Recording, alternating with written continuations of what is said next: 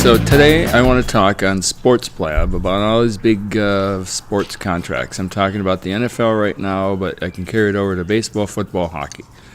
And I want to use Adam Thielen of the Minnesota Vikings as an example. Adam Thielen is an upstanding, fantastic individual.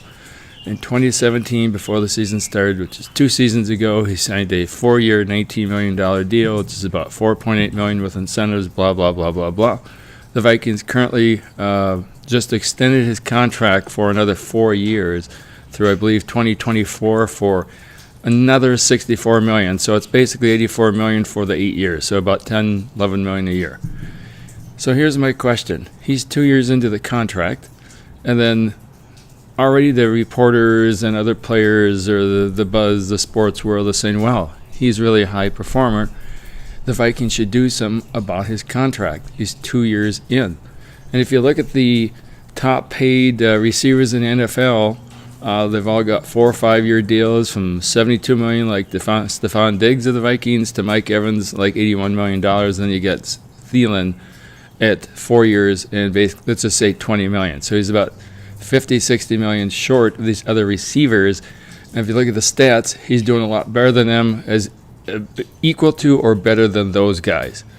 So the question becomes, if a player signs a 4-year contract and 2 years in, and then somebody else comes along and makes a lot more, should this guy's original contract be boosted, renegotiated, boosted?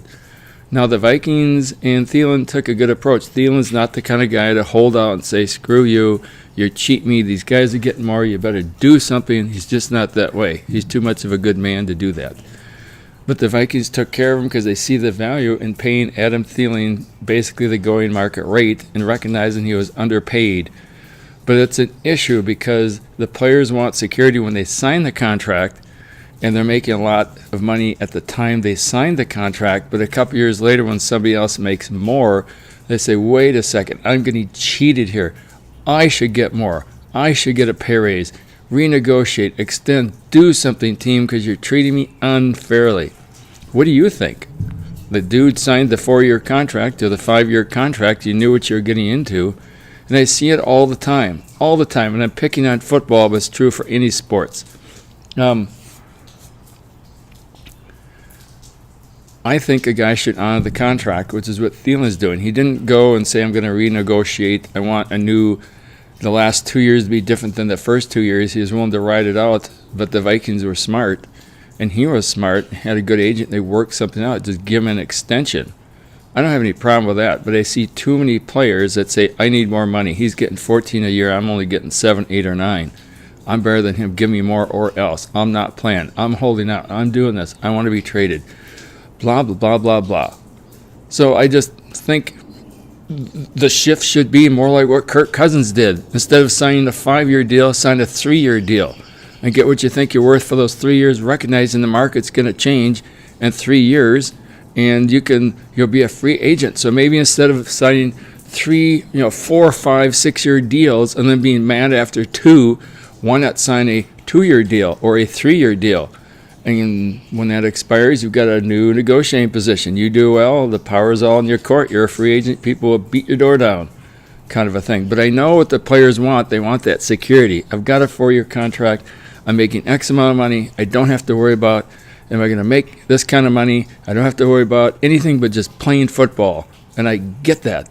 But I think the negotiating landscape in the NFL has changed from 4-year deals, 3-year deals. And the other thing is, why lock yourself in for 5 years when the team can whack you in 2? Why not go like the Kirk Cousins? Go for shorter deal, more guaranteed money. It's good for the team, good for you. You don't have to worry about renegotiating, because after 3 years, you are renegotiating by hitting the free agent market. The ball turns in your court. Yeah, it can go south if you don't perform well, but that's a risk. But I just get sick. Personally, I get sick and tired of 5-year deals, $10 million a year. Another guy comes by after 2 or 3 years, makes more, $13 million, $14 million. Then the first guy cries and whines and says, oh, I'm not getting what he's getting.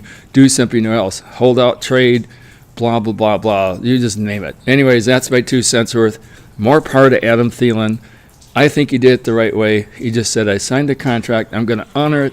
My agent can work it out. The Vikings were smart. They got together. It's a win-win deal. Give him a nice extension that puts him at going market rates. You know he's a great player. It's good for everybody. And as a fan, I got no issue with it. More power, Adam Thielen. That's the way to do it. So let's get on to another one of my pet peeves is this whole business of franchise tag. A player's contract is going to expire in a year. They want a big extension, 3, 4, 5-year deal with big money. With guarantees. Everyone's guarantees, and I get that because NFL contracts are not guaranteed, but you can negotiate and get it guaranteed in your contract. I'm going to get at least this much. So, guy signs a 5-year deal or 3, 4-year deal, let's say. He's on year 3. Year 4 is coming up. He says, I've been doing well for you guys. That guy's getting more. I want bigger money. Give me more money. The team says, wait a second. You got a contract. You know what? We can slap a franchise tag on you, which means you have to play for us for the next year, but we have to pay top end of that going market rate. So a guy making $20 million a year might be making 28. If you're making 25 and you hit the franchise tag, you might be making 30 this year, and if they do it again, 36 million the next year. And I've been reading about Russell Wilson that's kind of in this situation. The Seahawks could slap a franchise tag on him. But I find more and more of these players are belly aching about a franchise tag because they say, well, there's no guarantees I can get hurt. I need guaranteed money. I want this contract. But guess what? You're going from $25 million a year to 30 and then 36. There's your guaranteed $66 million a year. I don't know that a franchise tag is that bad because the team has to pay through the nose. Look at Kirk Cousins in the Washington Redskins. Well, granted, he went and negotiated a 3-year deal with the Vikings once he hit the open market, and the Redskins, slapped a couple franchise tag years on him.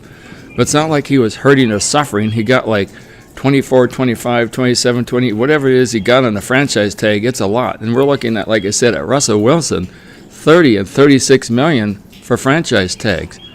Why am I upset about that? I get the injury and the guarantee, but if you're guaranteed $60 million over 4 years and you get injured, you still get 65. I get a franchise tag. I'm getting 30 this year, 36 the next. They do it again, that's 66. There you go. Anyways, that's my 2 cents worth. Just my pet peeves. Have to let off my chest today. Sports Blabb.